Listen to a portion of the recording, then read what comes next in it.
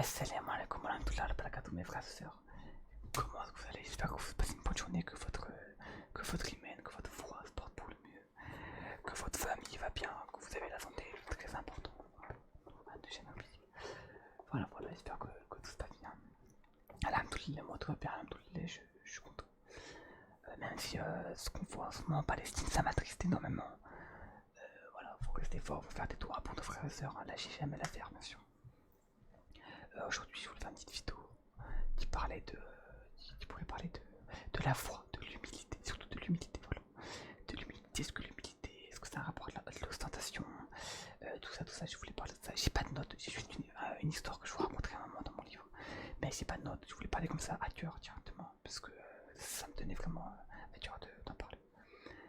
Bon, on va commencer par le début. Qu'est-ce que l'humilité? L'humilité, c'est être humble. Être humble, c'est ne pas montrer, ne pas se vanter, de pas être arrogant, de pas être orgueilleux, de pas faire des actions pour montrer aux gens, de pas avoir une réaction arrogante quand on nous félicite, etc. Toujours être humble. L'humilité pour moi, déjà je commence par les bases, l'humilité, c'est l'une des plus belles qualités qu'un être humain puisse avoir. Vraiment, en fait, moi, quand je vois un humain humble, j'ai un de mes frères, par exemple, j'ai même deux frères. Je connais deux frères qui sont giga humbles. Et moi, mais j'aimerais avoir un taux d'humilité aussi puissant que parce que l'humilité, en fait, c'est tellement beau, subhanallah, c'est tellement magique l'humilité, une caractéristique, une valeur si belle, le fait de ne pas montrer les choses, d'être. Déjà, l'humilité, ça va être la timidité aussi un petit peu, pas tant que ça, mais quand même un peu. Mais je trouve ça beau parce qu'en fait, ça montre où, genre, il y a beaucoup de gens qui font beaucoup de choses pour les montrer, genre. Genre, si d'un coup il n'y avait plus du tout d'être commun, si là derrière ton écran t'étais le seul être commun, il n'y aura plus d'humilité, il y aura plus d'ostentation, puisque bah, t'es tout seul, on s'en fout de montrer nos objets, nos choses, etc. Attendez, hop, j'ai utilisé un truc, voilà, c'est bon.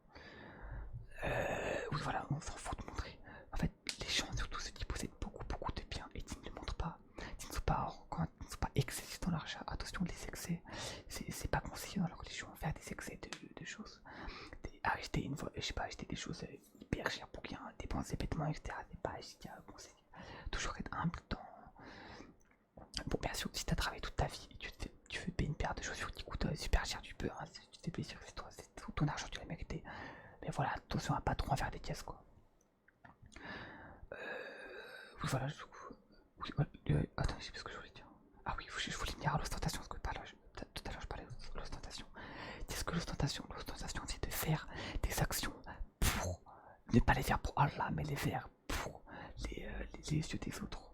Genre, pour qu'on se dise, ah, j'espère qu'il m'a vu. Ah, quand j'ai fait la salade tout à l'heure à la mosquée, j'espère qu'on m'a vu la faire. Ah, quand j'ai donné une pièce à ce SDF, j'espère qu'on m'a vu la donner. Non, jamais comme ça. Quand tu fais des choses, c'est que pour toi et Allah. C'est entre toi et Dieu le jour du jugement. C'est entre toi et Dieu. Personne d'autre. Tes actions là, ça peut t'emmener en enfer. L'ostentation, peut t'emmener en enfer.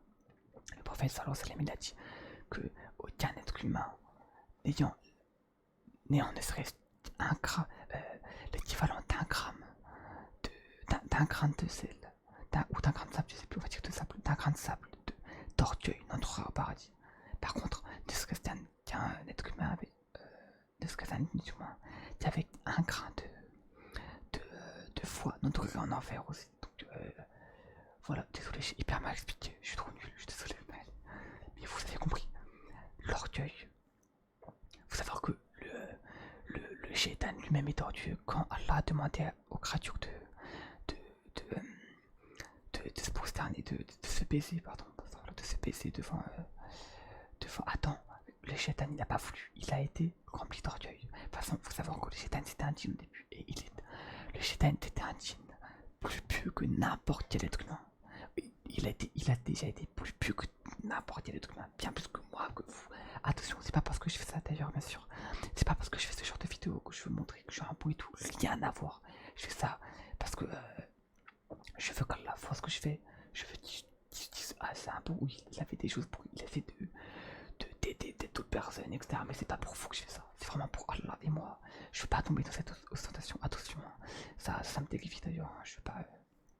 Ça me fait vraiment peur. C'est pas un truc qui m'intéresse du tout, vraiment pas. Bien sûr, des fois, quand en fait, je peux comprendre certaines personnes quand ça les regarde quand ils ont acheté un truc, quand ils ont eu un truc nouveau, ça leur plaît, ils sont contents qu'on les voit. Mais en vrai, on va les emmener. Quand t'achètes une nouvelle moto, tu vas l'amener dans ta tombe, ta moto. T'as paire de chaussures, tu vas l'amener dans ta tombe. Ta montre, tu vas l'amener dans ta tombe. Non, on s'en fout, tout le monde oubliera tout ça. Tous ces moments, tout le monde oubliera. Il faut savoir aussi que les humains, ils oublient. Quand ils font un truc bizarre dans la rue, ils le retiennent 30 secondes dans leur tête. Après, c'est bon, ils l'oublient. Ils l'oublient directement. Oh, attendez. Ah non, j'espère que ça ne montait pas. Donc, à quoi sert l'ostentation? Pourquoi? En plus, vraiment, moi, quelqu'un d'arrogant, je trouve ça tellement, mais tellement médiocre, tellement moche. Vraiment, en fait, moi, c'est abusé comme dans ma tête. Je vois les personnes humbles comme. En fait, les personnes humbles pour moi, c'est les personnes qui se rapprochent le plus du prophète. Le plus du prophète parce que. Faut pas dans la finalité, j'ai l'impression que c'est dur. Je connais très peu de personnes vraiment humbles. Et quand j'en vois, ça me choque. Je suis choqué. C'est incroyable. Moi, je trouve ça magique. Et moi-même, hein, moi le premier, hein, je fais ça parce que j'espère plus tard je pourrai remater ce genre de vidéos pour me faire des rappels à moi aussi. C'est pas que pour vous, hein, c'est vraiment pour moi. Pour moi et Allah surtout. L'humilité, c'est trop important. Soyez humble. N'ayez pas d'ostentation. Ne faites pas ça avec l'ostentation. D'ailleurs, je vais vous raconter des histoires avec l'ostentation. Les trois premières personnes qui vont être jugées. Écoutez bien. Je vais commencer cette histoire. Le premier prophète, le premier homme contre qui un jugement sera prononcé le jour de la résurrection sera d'un homme qui est mort en martyr. On l'amènera et Dieu lui rappellera ses faveurs, qu'il reconnaîtra. Le Tout-Puissant dira: et qu'as-tu fait? Il répondra: j'ai combattu pour toi et j'ai été tué en martyr.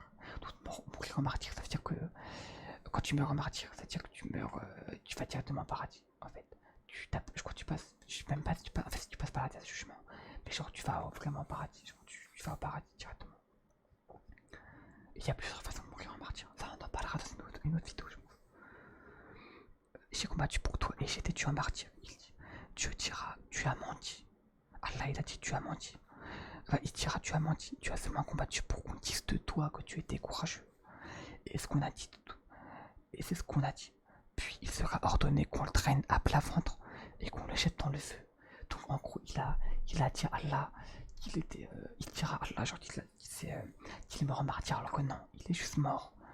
Enfin, il a juste fait ça pour qu'on dise: ah, lui il est mort en martyr, c'est un bon. Viendra le tour d'un homme qui a acquis la science, l'a enseigné et avait l'habitude de réciter le Coran.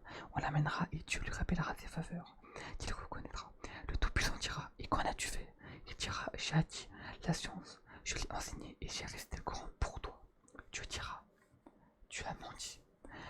Tu n'as acquis la science que pour qu'on dise que tu étais un récitateur.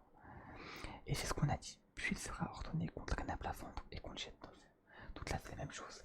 Il a appris plein de choses. En fait, là, c'est comme si il faisait la même chose. Oh non, là, je vous fais un raccourci de malade. Mais en gros, c'est comme si il a appris la science, il a appris l'islam, il a appris à d'autres gens. Mais pas pour là, il a fait pour qu'on lui dise: ah, lui, c'est un pont, il fait ça pour les gens et tout. C'est pour ça que moi, je veux jamais qu'on dise ça de moi. Si vous le dites, dites-le dans votre tête, mais pas pour moi. Moi, je fais ça pour Allah, je veux qu'Allah reconnaisse, qu'il me montre ça le jour du jugement, ces genres d'action. Et pour expier, j'essaie de faire ça pour expier tous les péchés que j'ai fait auparavant, pour toujours être une meilleure version de soi-même. Essayez toujours d'être une meilleure version de vous-même, mes frères et sœurs. Puis sera au tour d'un homme, là c'est le dernier tour, puis sera au tour d'un homme à qui Dieu avait donné la richesse et toutes sortes de biens. On l'amènera et Dieu lui rappellera ses faveurs qu'il reconnaîtra. Le Tout-Puissant dira: et qu'en as-tu fait? Il dira: j'ai dépensé dans toutes les voies où tu aimes qu'on dépense pour toi. Dieu dira: tu as menti, tu as agi ainsi pour qu'on dise que tu étais généreux. Et c'est ce qu'on a dit. Puis il sera ordonné qu'on traîne à plat ventre et qu'on le jette dans le feu. En gros, il avait beaucoup de dons, etc. Il avait beaucoup de choses. Mais pour qu'on dise qu'il avait beaucoup de choses, il a fait ça pour qu'on le regarde.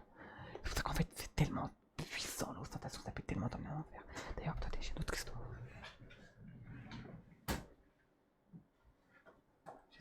J'espère ne pas avoir fait trop de bruit. Par rapport, si vous voulez les sources, vous me demandez dans les commentaires, je vous les envoie directement. Je vous envoie toutes les sources. Ne vous inquiétez pas, j'en ai plein. J'ai une autre histoire par rapport à l'orgueil que le shaitan, il a voulu mettre. Il a voulu donner à cette viande. Je vais vous vite que je la retrouve parce que l'histoire est incroyable. Ça c'est le genre de truc que moi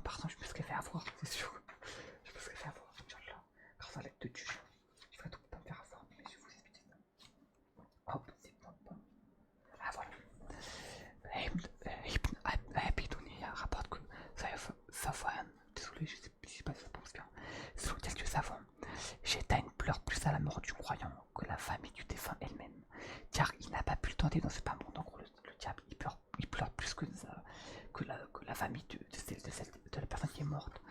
Parce qu'il n'a pas pu encore plus la tenter de faire des bêtises.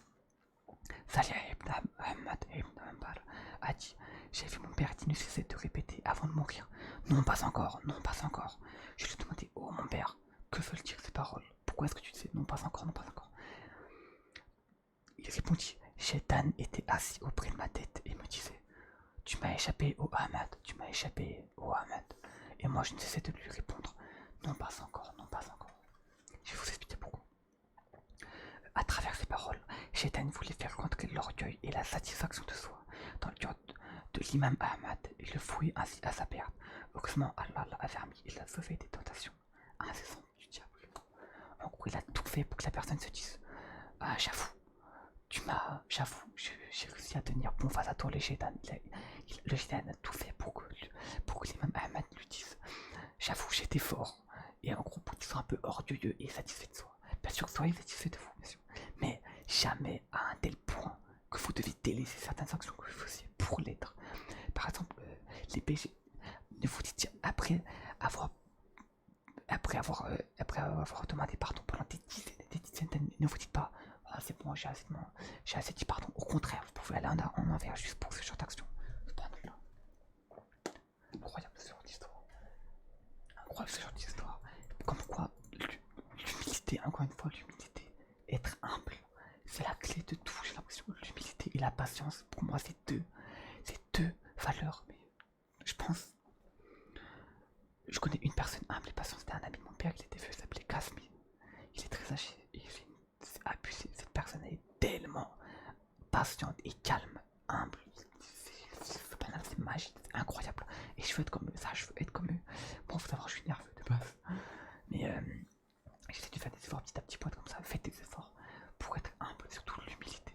Vous savez pas à quel point l'humilité, je trouve ça magique. Et la timidité, c'est pareil. Une femme musulmane, voilà, est timide. Parfois, pour vous, mes sœurs, faut que vous soyez timide de base. Si vous n'êtes pas timide, c'est un peu bizarre. Parce que ça veut dire que vous aimez un peu vous montrer ou être à l'aise. Et la femme, elle est à l'aise qu'avec son mari, quoi. Soyez timide en dehors. Par contre, quand vous êtes avec votre mari, faites ce que vous voulez. Mais c'est ça, en fait, il y a un croix dans la religion. On dit qu'il n'y a pas d'amitié homme-femme, et je comprends. Parce que, au moins, moi, ma femme sera ma meilleure amie, comme ma femme, comme tout plus tard. Il n'y a pas d'amitié, je sais pas quoi, ça part en live là, non, il n'y a pas tout ça. Et pour la femme, c'est pareil. Vous êtes plus une personne, vous deux, vous êtes plus une personne. Vous êtes qu'un, vous êtes votre moitié, quoi. Inch'Allah, qu'Allah vous accorde une moitié pieuse.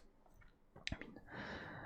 Et voilà, tout ce que je voulais parler, surtout d'humilité et tout, parce que l'humilité, c'est vraiment la clé de tout. En fait, même ça, je pense que c'est la clé de beaucoup de choses, parce qu'une personne arrogante qui veut montrer Dieu se la péter, ça avait beaucoup de problèmes dans un couple musulman, ou même dans plein de choses.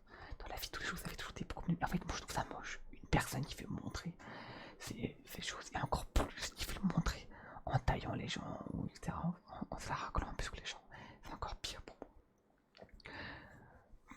En fait, c'est juste magique.